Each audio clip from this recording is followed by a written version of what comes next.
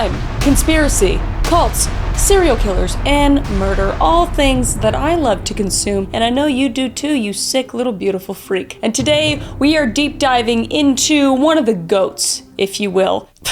This guy has definitely jump-started most people's obsession with true crime. I know he has for me, not in a good way, just in kind of like a, how the f are people capable of this kind of way? And the person we're talking about today, nay, the cult that we're talking about today, is Jim Jones and the People's Temple. Now, I know a lot of you have probably heard about it, seen documentaries about it, yada, yada, yada, but I'm going deep. I'm going real deep. I'm gonna tell you things you didn't know that you even wanted to know, probably didn't want to know before. Did that make sense? Probably not. But without further ado, let's deep dive into Jonestown and the People's Temple cult, and the man at the helm of this crashing ship sailing through a storm of gaslighting. So let's unbuckle your seatbelts, go Mach 5 down the highway, slam on the brakes, and let's bust through this windshield into this cult together.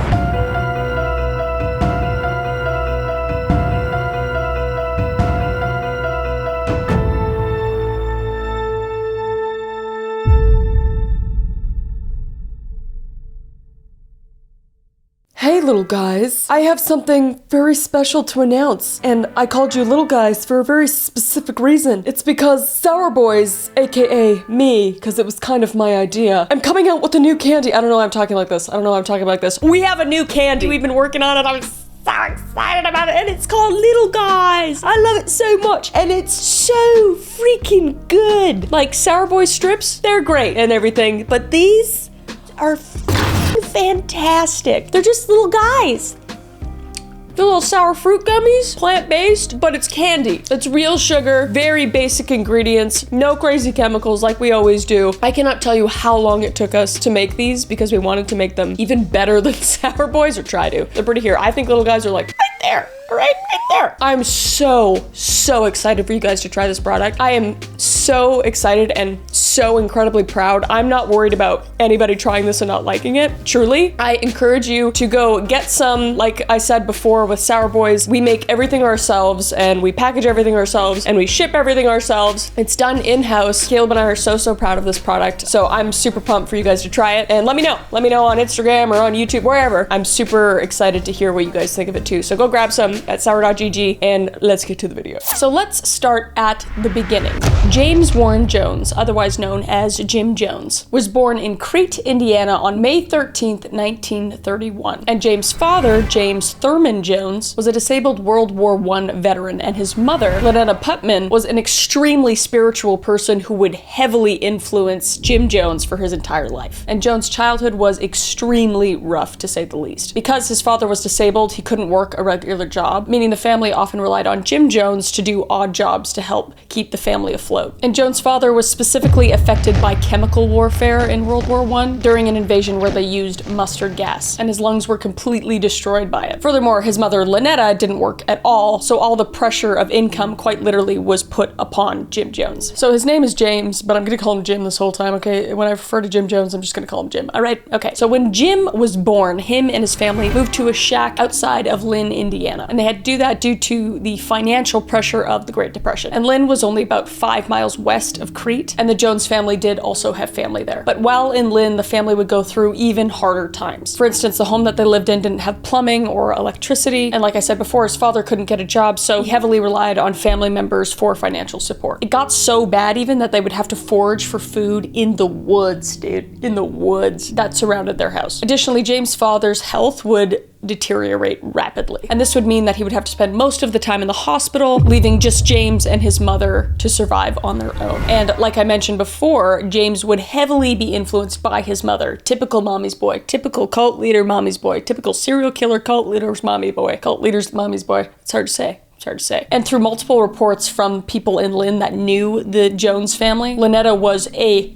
horrible mother by the definition, and she apparently had zero maternal instincts and would often neglect James. And while Jim's dad was in the hospital, his mother was finally forced to get a job from Jim's aunts and uncles, otherwise they would stop financially supporting her. And that would mean that Jim was often left alone during his most important developmental years, but people in the community would invite Jim to come to their homes and keep a roof over his head if his mother wasn't home, and give him food as well. It really does take a village to raise a cult leader.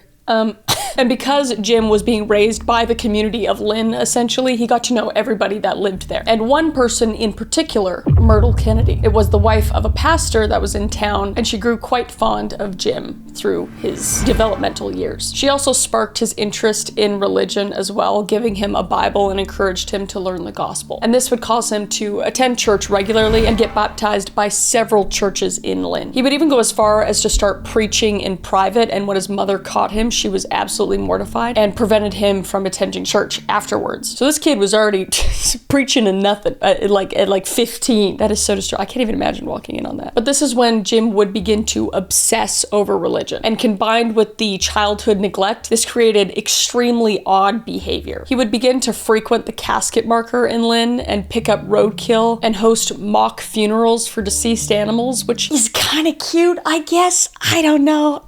It's kind of up. I don't know. But then he would try to convince other children in the neighborhood to attend the funerals, but most were extremely disturbed, which is fair, and refused, and Jim would be forced to have his own funerals alone. And you'd think that isn't so bad. I'd see that and be like, oh, you know, that's kind of sweet. But then multiple people in Lynn would report seeing Jim kill a cat with a knife and then host a funeral for it. So it doesn't, that's when it gets just throwing the first ingredient in the serial killer cult stick. And if the funerals and obsession with religious practices weren't enough, he also claimed that he had supernatural abilities at a young age. One time he even claimed that he could fly and jumped off a roof to only break his arm, which I think is kind of funny.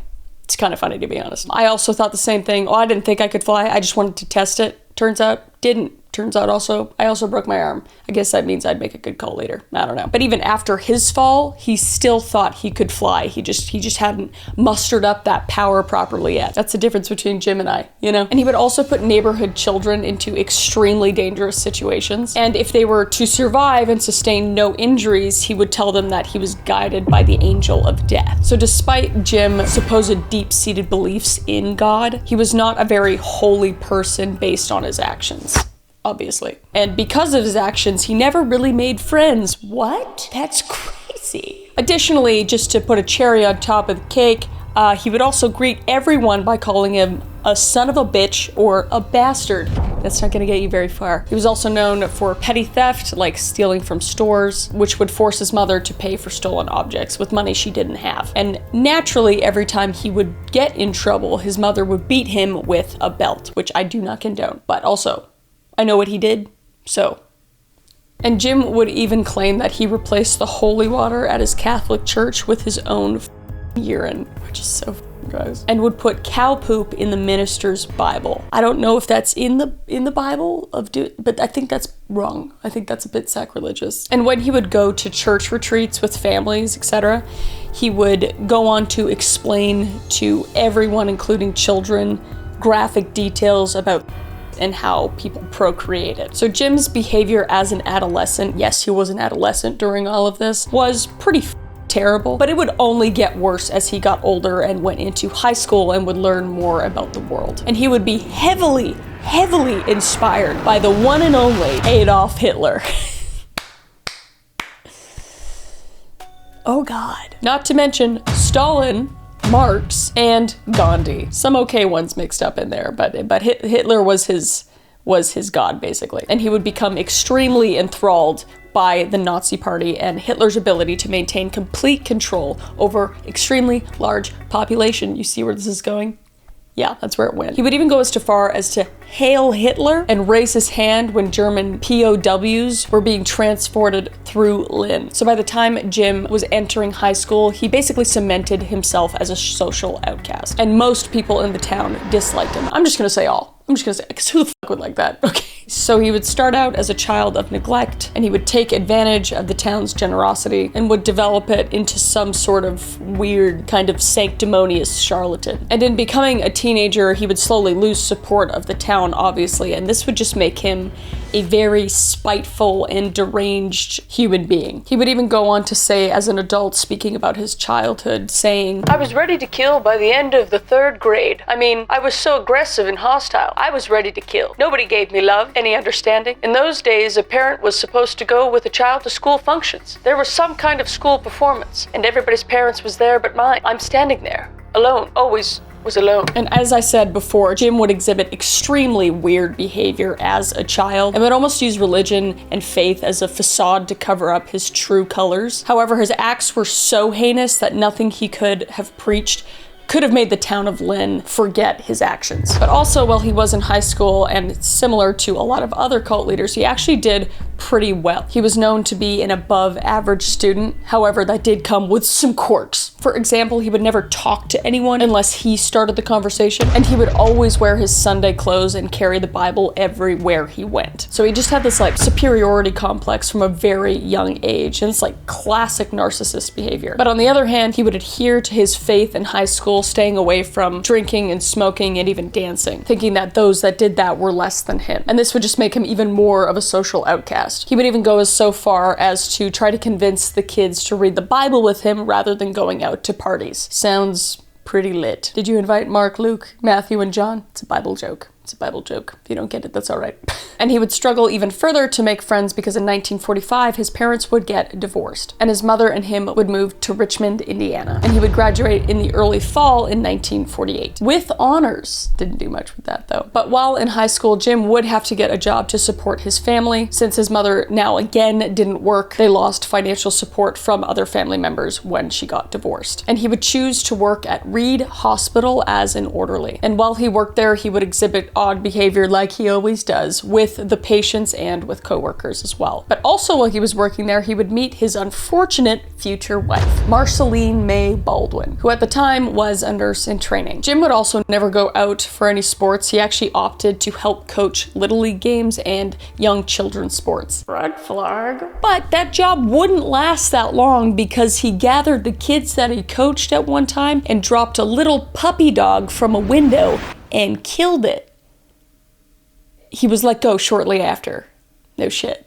No shit. I don't know why he did that. He just did it. I don't know, to like teach a lesson or something. I don't know. But soon after graduation, Jones and Marceline would move to Bloomington, Indiana. And James would attend the Indiana University of Bloomington and work towards a secondary education. But he would only attend IUB for about 2 years before moving to Indianapolis and attend Butler University and graduate in 1951. That is one thing that's different about Jim Jones and a lot of other cult leaders that I have covered. Like, they are smart, but more like street smart, whereas Jim Jones was actually like book smart as well, so he kind of had that upper hand and he actually followed through with things. Normally cult leaders, they kind of fail in life for a long time and then they find this and they're good at it, but he was actually pretty good at shit as he went through life. So it just built up that narcissistic mentality through the years. And while at college, Jim would become a huge supporter of communism, which is very cult-like when you look at all the cults, right? And so much so that when he graduated, he reported that FBI agents regularly confronted and harassed his mother and family about his affiliation with communists, but that never happened. So Jim would become frustrated with the FBI and decided that if he couldn't openly practice Marxism, he would use the church as a way to live his life to the fullest. Screams cult, doesn't it?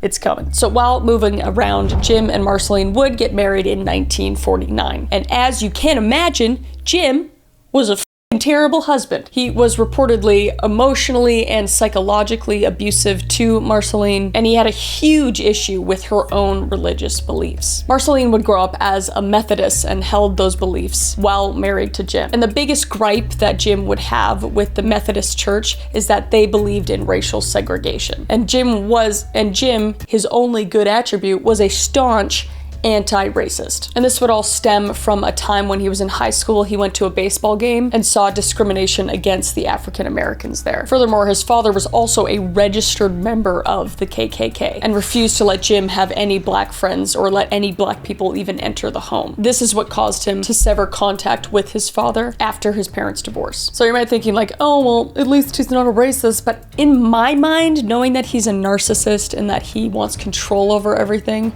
like, maybe there was an aspect of him not being racist, but I think it was also just being able to control anyone, like, no matter what they look like, and just having like that virtue signaling, empathetic look about him. It wasn't necessarily about what he thought was right, it's what he thought benefited him, in my mind. But Who's to say? So in 1952, Jones would actually join the Methodist Church and get a job with them, but only to kind of infiltrate and spread socialism to anyone that would listen. But this would end early due to him stealing from the church's funds, although he claimed it was because he integrated an African-American population into his congregation. And in 1953, Jones would visit the Latter Rain Church, and he would have a woman tell him that he was a great prophet, to which he was extremely excited to hear. Who knows if that actually happened? I feel like it didn't. Like, as if he didn't have a big enough ego. You got just some weird chick who probably took some sort of payment that was like, yeah, you're probably gonna be somebody someday or whatever.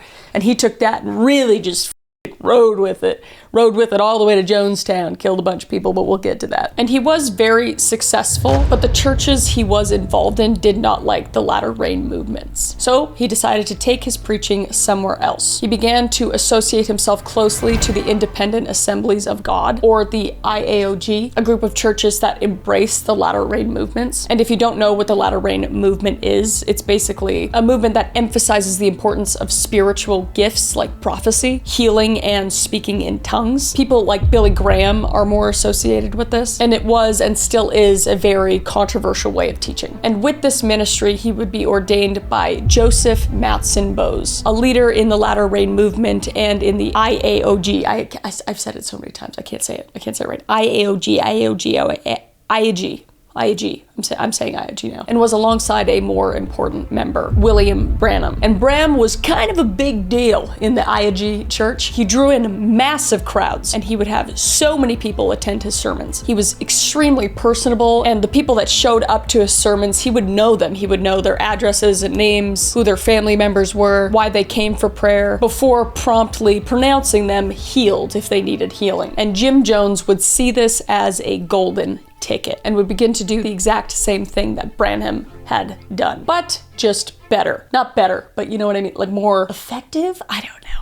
And people would start to think that Jim Jones had a supernatural gift where he could heal and help people for real. And this would prompt the Jones Church to explode with popularity, renaming it what it is famously known for as the People's Temple. And Jones was gaining more and more traction in the community, with more people joining the church every single sermon. Because Jim Jones was a prominent equalist, he would push for Black equality and the removal of segregation, to which he did many things to show the integration of both white and Black, which at the time a lot of people were for, because I mean, we see it now as such an obvious horrific thing, racism, but back then it was like, you know, 50-50 toss-up basically. So you see this guy who can perform miracles and that was preaching good, that people are all equal, and you know, recipe for disaster. Throw that in the stew. So he would catch restaurants that wouldn't serve African Americans, and he would see that African American people weren't treated as well in healthcare as well. So he would slowly start to target the white supremacists, who would also try to jeopardize his activities. But despite how much they tried, Jim would just keep pushing on. But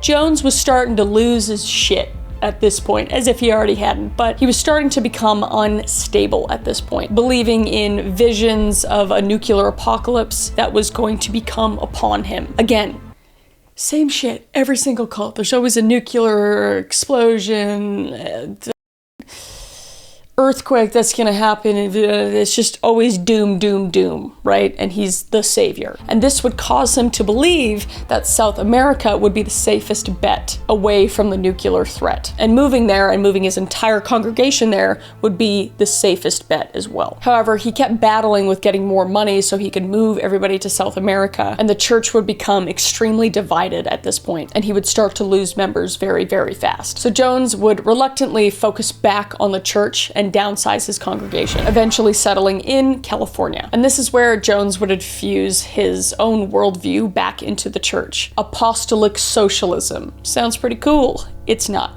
To which the entire view of basic Christianity completely fell apart. Instead, he would completely disregard the Bible, calling it racist and a tool of oppression towards women, even mocking God as Sky God, and then he would start to refer to himself as God, and that there was no God beside him. Basically, again, just like all the other cults, he is a prophet, he is a God, he is that who should be worshipped. He was even quoted saying to promote his divinity, "What you need to believe in is what you can see. If you see me, me as your friend, I'll be your friend. As you see me as your father, I'll be your father. For those of you that don't have a father, if you see me as your savior, I'll be your savior. If you see me as your God, I'll be your God.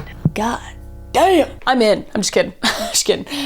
Just kidding. Just every girl with daddy issues joining this cult. But historians are kind of split whether he truly believed he was a god. I don't care what the historian says. I think he's just a narcissistic asshole who thought he could take advantage of a bunch of people. And he just wanted to manipulate the masses, basically. But it goes without saying that it was working, and the abuse would not end there. Not even close. Jim Jones would soon become a complete drug addict, tightening the paranoia that he already had. And it would also make him use more of an iron fist in controlling and manipulating his followers. And he would compare the flow of racism from the KKK to the Nazis to eventually failing on the USA government. And this is when the cult-like environment really started to brew, okay? We got that stew boiling right now. And the first thing that was culty as was basically that he told his followers if they joined, they would have to turn over all of their assets, which again, classic cult. Why do they all do this? They all do this because if you don't have anything, all you have is the cult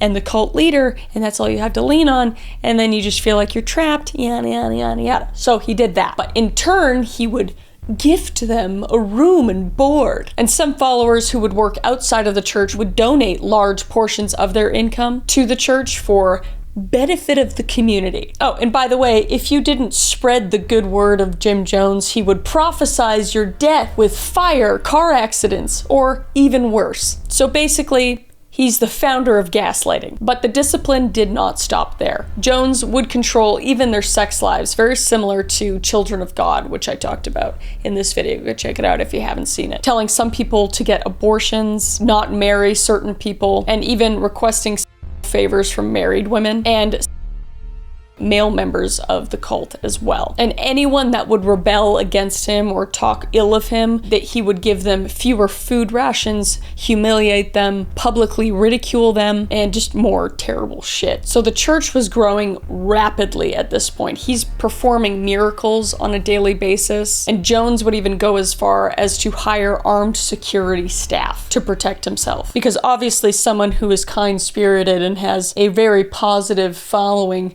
would need such defense from their own members. Makes sense. Which kind of trips me out thinking about all the government people and how they need people to surround them, defense people. It's like the people don't trust them or something. It's really weird. It's like it's evil and it shouldn't be happening or something. Anyway, and in 1971, he would receive waves and waves of negative press, calling him out for quackery. Love that word, I'm gonna use it more. AKA, he was claiming to have the powers of God, basically, like healing, which many did believe was true. And some of the stories of healing didn't really make any sense, and when investigated, revealed some horrific details. He was tricking people, but did people see it?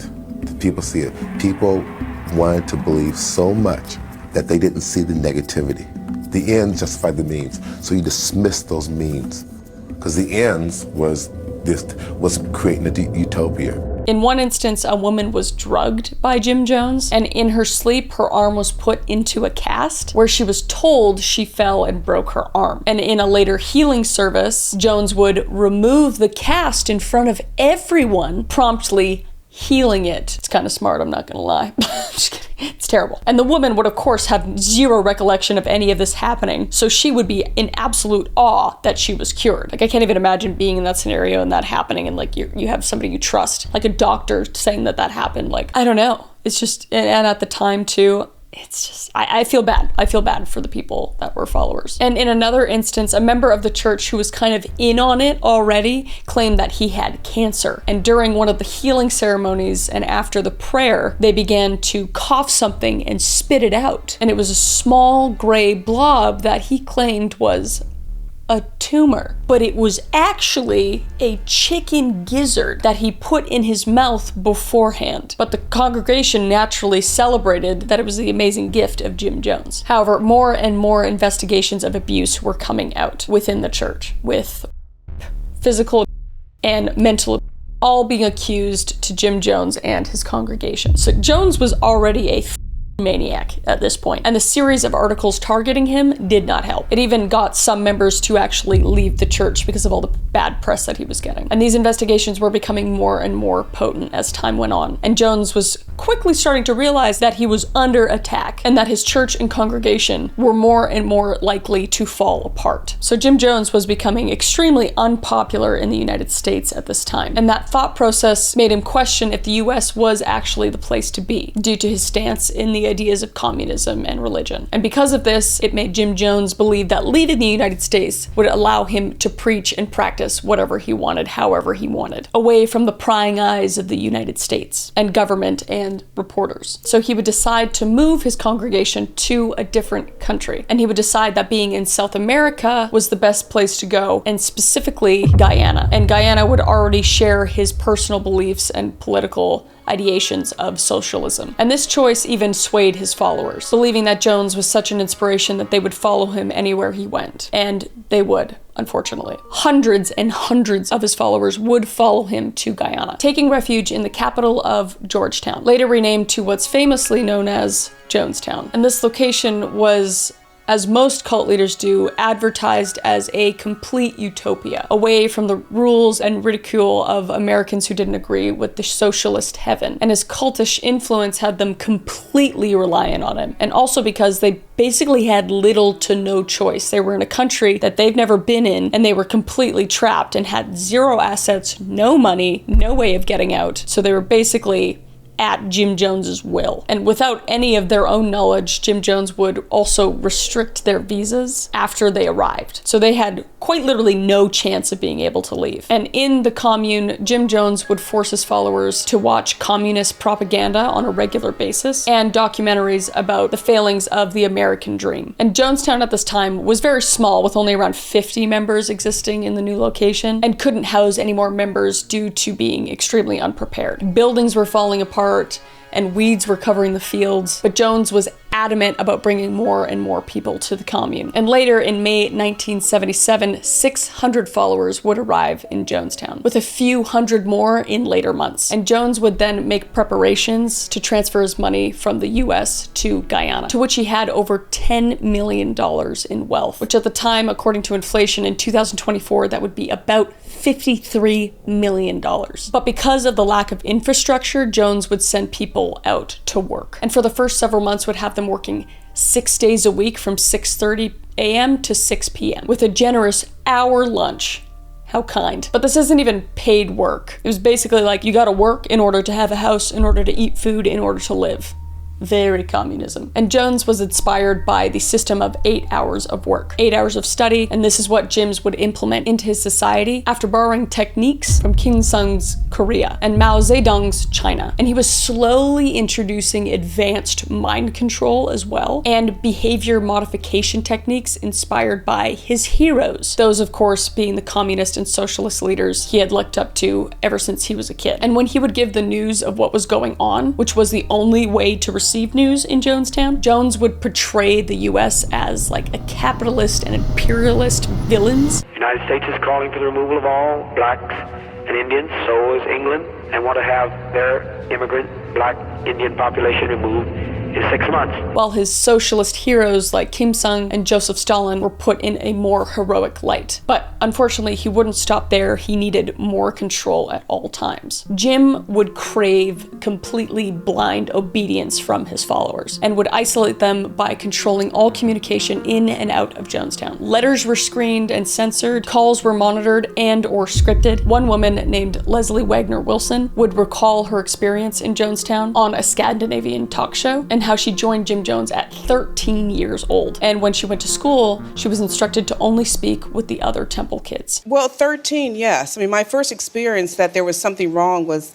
my first day of school, and someone said I wasn't to talk to anybody but Temple kids. And he would test the obedience of his followers in the most insane way. A way that is clear now to be foreshadowing for the events to come. And they would be called White Nights. And when a White Night was held, it was basically just a giant mock slewer slide drill, and this would test his followers' loyalty. His followers would be instructed to drink what they believed would be a mixture containing a fatal amount of poison. But there was no actual poison in these drills, and by drinking, you would prove yourself to be loyal to the cult and to Jim Jones. Needless to say, this was an incredibly dangerous environment to be in for everyone in Jonestown. I can't imagine how, like, on the edge of their seat every moment of the day was living there. So the isolation of Jonestown, plus the patrol of armed guards outside as well, who served as both protectors and captors, prevented anyone from leaving. Some utopia. And family members of Jonestown residents were extremely concerned for their relatives. They would even form groups and call them the concerned relatives. The name needs some work, but I get where you're coming from. And this was the primary opposition of Jonestown, and was the same group Jim Jones would rail against in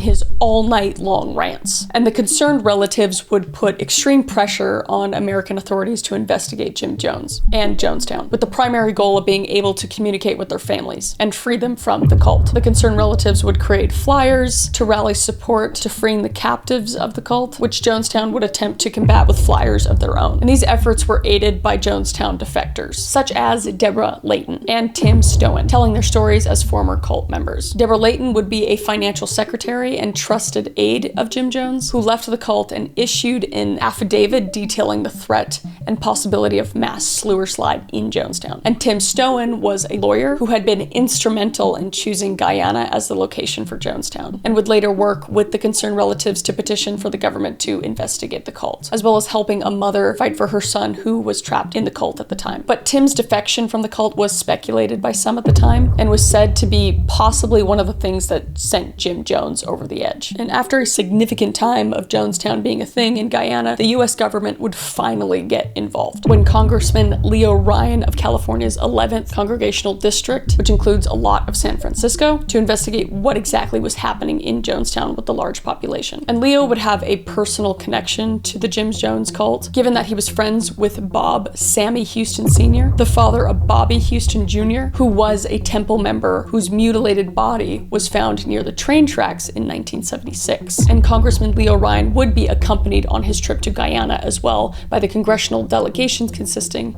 of the following: Jackie Speier, his then legal advisor; Neville Anaborn from Guyana's Ministry of Information; Richard Dwyer, the deputy chief of mission of the U.S. Embassy in Guyana; and several reporters were also brought from various media channels. Tim Reiterman, a reporter, and Greg Robinson, a photographer from the San Francisco Examiner, and 4 people from NBC accompanied as well: Don Harris, a reporter; Bob Brown, a camera operator; Steve Sung, an audio technician; and Bob Flick, a producer. The Washington Post sent their reporter Charles Krause as well, and the San Francisco Chronicle sent a reporter as well, Ron Javers. So the entourage of reporters accompanying the congressman were also joined by the representatives of concerned relatives, including Tim Stowen, the attorney who'd been previously integral to the formation of Jonestown. Basically, all 3 groups that Jim Jones regularly preached against to his followers: the US government, the media, and the family members who were opposed to the cult were coming right to them, with the man, Tim Stowen, whose departure spurred a lot of resentment and vitriol within Jim Jones. So Leon Ryan and his delegation would arrive in Georgetown, about 24 miles away from Jonestown, on November 14th, 1978, and were initially refused access to Jonestown. They would inform Jones on the morning of November 17th that they'd be coming whether or not they were willing, and they would make their way to Port Katuma, which had an airstrip that was about 6 miles away from Jonestown. And Congressman Leo Ryan would make his intentions clear upon landing on the airstrip while speaking with the local government and military representatives. So when they arrived at Jonestown that afternoon, only Leo Ryan and Jackie Speier were admitted entrance, with the reporters and family members being made to wait until the night before they were allowed in, at which point they spoke with the members of the temple and filmed these conversations. And during these conversations, everyone seemed pretty happy, and there was even a musical reception in the pavilion. But what's incredibly eerie while watching this footage is the dozens of children that were in the front of the crowd. And eventually, Congressman Ryan was able to address the congregation of people here, and notes that from the few conversations that he had, it seems to most that it was the best thing that has ever happened to them. So clearly, they were coached, because most people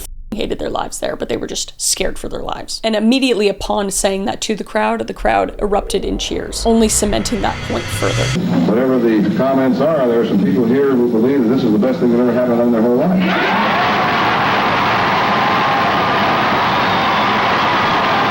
These people love Jonestown, and there is no cause for concern. At least that's what Jim Jones wants this delegation of reporters, government representatives, and family members to think. And during this night of fun and festivities, a couple members of the temple, seeing an opportunity to get a message to the people from outside the cult, would approach the members of the delegation. Vernon Gosney, a man who had regretted coming to Jonestown nearly as soon as he arrived. No f***ing shit. I wanted to leave Jonestown almost as soon as I got there.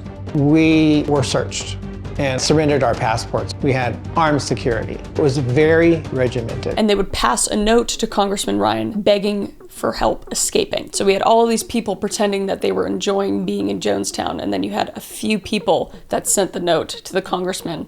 And this would unfortunately cause their demise. Because unfortunately, a child nearby, a snitch, if you will, saw they were passing the note to the congressman and had alerted loyalist temple members. Nothing would immediately happen, however, and that night, Congressman Ryan, Jackie Speier, and 2 of the 4 people of the delegation were allowed to stay the night in Jonestown, while everyone else, the media teams and the relatives of temple members, were forced to find lodging back in Port Coutuma. And the next day, when the rest of the delegation returned to Jonestown, they were given a tour of the grounds. And this was also a day that Vernon Gosney would have a conversation with Jackie Speier about the situation of Jonestown, and he would become one of the growing numbers of defectors who would try and escape Jonestown with Congressman Ryan's delegation. So in trying to get to the bottom of what was going on, because this was in fact a finding mission, Congressman Ryan would ask Jim Jones about the note he received from Vernon, to which Jones would respond calling Vernon a liar. And when it was getting closer in time for those who were defecting to leave, the temple wanted to keep the children of those who were attempting to leave. And Vernon's own 4-year-old son was left behind after he was forced to sign a statement saying that he was leaving his son behind of his own free will. So many of those who left and defected from Jonestown loaded up into the back of a dump truck and headed for Port Coutuma, while Congressman Ryan and Richard Dwyer from the U.S. Embassy stuck behind to process anyone else who decided to defect as well. So after the truck had left and the news teams and concerned relatives and defectors were headed for the airstrip, Congressman Ryan would be grabbed by a knife-wielding cult member, though he was freed when the others wrestled the man. In an article, it would say, Jones thought he was still in charge. His henchman, Don Sly, attempted to stab Ryan to death on the afternoon of Saturday, the 18th, but Sly's failure only exposed Jones' comparative lack of power. So Ryan would rejoin the delegation on the airstrip and retell the story of the assault that just happened. And among those on the airstrip was Larry Layton, brother to Deborah Layton, who we discussed earlier was the former financial secretary, and top aide to Jim Jones, who had been key in getting the U.S. government to launch an investigation into Jonestown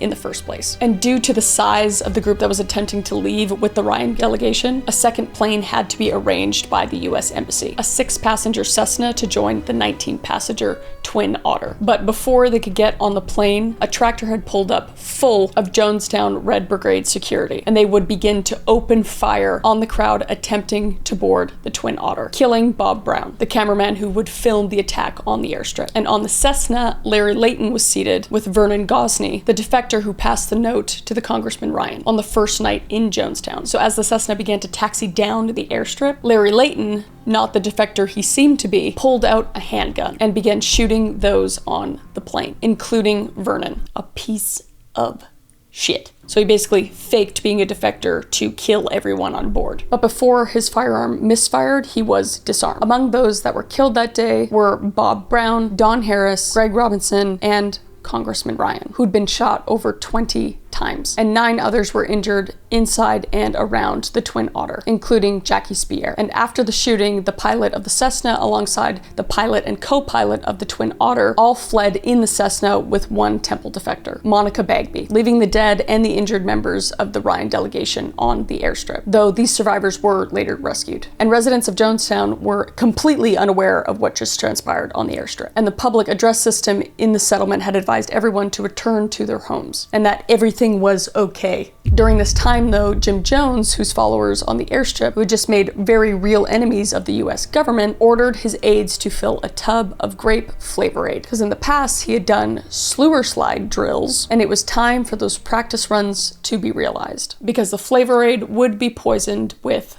cyanide. And he would gather his followers into the main pavilion and would record 44 minutes worth of audio, during which time he talks about how the plane will go down in the jungle because someone on board will shoot the pilot. He is likely referring to Larry Layton, and referring to a singular plane because he doesn't know that the second plane got requested to fit the defectors and the Ryan delegation. What's going to happen here in a matter of a few minutes is that one of those people on that plane is gonna shoot the pilot. I know that. I didn't plan it, but I know it's going to happen. And after that, he speculates that because of this, and we had better not have any of our children left when it's over, because they'll parachute in here on us. So my opinion is that we be kind to children and be kind to seniors and take the portion like they used to take in ancient Greece and step over quietly, because we are not committing. It's a revolutionary act. The recording that has now been called the death tape is essentially 44 minutes of Jim Jones justifying, rationalizing, and convincing his followers to take a willing step out of his life and into the next plane. And the ending of the tape is incredibly eerie. I mean, I encourage you to listen to the whole thing just out of pure curiosity. But he says, we've set an example for others. We've set 1,000 people who say we don't like the way the world is. Please stop. Take our life from us. We laid it down. We got tired. We didn't commit. We committed an act of revolutionary protesting the conditions of an inhumane world. And then there's only silence with only like faint music playing in the background. It's like a movie. It's a nightmare.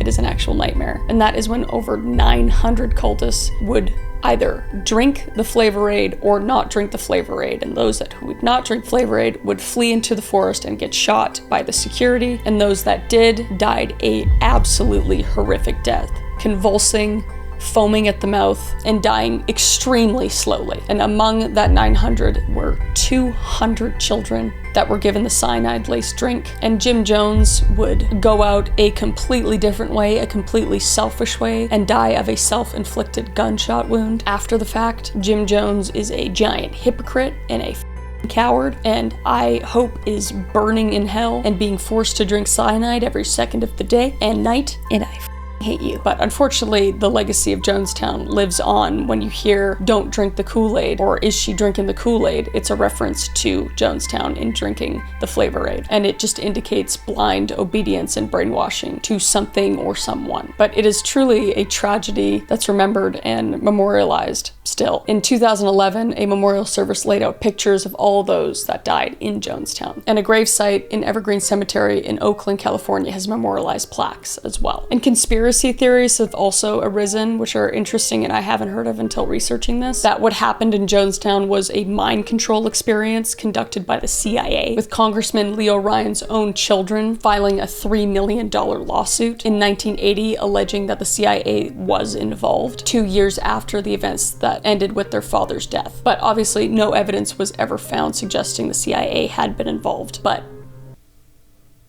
that's all I'm going to say about that. But in conclusion, I think this was absolutely tragic, and seeing the tapes and listening to him rant and just the absolute disregard for human life is horrific. And my heart goes out to any family members that know anybody that were involved. But yeah, I mean, like I always say, I say this stuff just so people are aware. I just want everybody to stay safe, but also educated, you know? I find this stuff extremely interesting, the psychology and everything, but you guys know I love to cover this kind of stuff, so if you have anything else you want me to cover, let me know down below. But until next time, Jim Jones, I hope you're burning in hell. F you, and I will see your beautiful face in the next episode. All right?